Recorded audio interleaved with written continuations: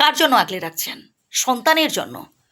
আজ আপনি পাড়া প্রতিবেশী আত্মীয় স্বজন সবার সাথে ঝগড়াঝাটি করে আপনি আগলে রাখছেন আপনার সন্তানের জন্য। বেশ, কিন্তু সন্তানকে সুশিক্ষা দিয়েছেন কি? একটা সময় দেখবেন আপনার সন্তানই হয়তো আপনাকে ঘর থেকে বার করে দিল।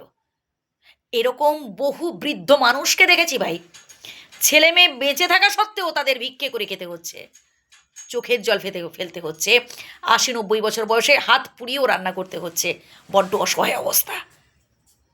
ভাই, সন্তানকে না সুশিক্ষা দিতে হবে আমাদের, তবেই দেখবেন সন্তান মানুষের মতো মানুষ হয়ে উঠতে পারবে। জীবনে সফল হতে গেলে মনের জোর দরকার। ওই ক্লাসে ফার্স্ট হওয়া বা বিশাল বিশাল ডিগ্রির কোনো দরকার নেই। ভাই, আমি দুপাতা মুখস্থ করে ফেললাম, কিন্তু সেই জ্ঞানটাকে যদি আমি কর্মের দ্বারা প্রতিফলিত করতে না পারলাম, তাহলে সে আমার পড়ে লাভ কি? পড়বো অবশ্যই, জ্ঞান অর্জন করে সেটাকে কার্যে দেখাতে হবে। আমি অনেক বাবা মাকে দেখেছি পুজোর সময় বা ঈদের সময় 10টা-20টা করে পোশাক কিনে দিতে।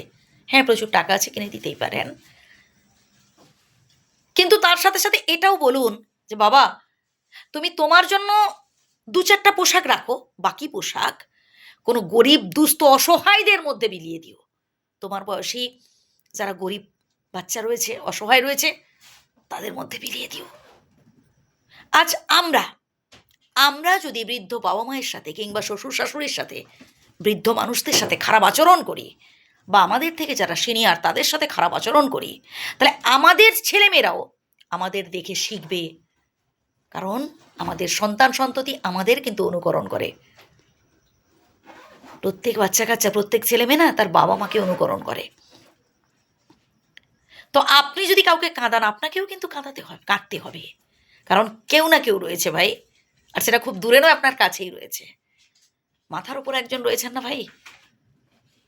তাই জ্ঞানত বা অজ্ঞানত যদি কারোর সাথে খারাপ আচরণ করে থাকেন, গিয়ে ক্ষমা চেয়ে নিন।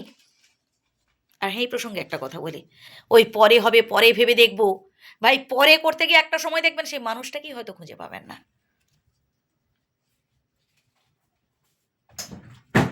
সবসময় মনে রাখবেন ভাই, জীবনে দুঃখ যেমন থাকবে ঠিক তেমনি সুখও থাকবে।